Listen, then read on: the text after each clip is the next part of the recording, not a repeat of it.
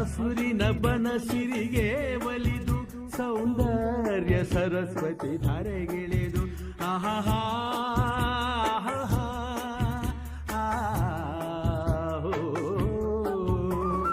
ಹರಿಯುವ ನದಿಯಲ್ಲಿ ಜಾಡಿ ಭುವನದಲ್ಲಿ ನಲಿಯುತ್ತ ಓಲಾಡಿ ಚೆಲುವಿನ ಬಲೆಯ ಬೀಸಿದಳು ಈ ಗಂಧದ ಗುಡಿಯಲ್ಲಿ ನೆಲೆಸಿಹಳು ಇದು ಯಾರ ತಪಸ್ಸಿನ ಫಲವೋ ಈ ಗಂಗಳು ಮಾಡಿದ ಪುಣ್ಯವೋ ಆಹಾ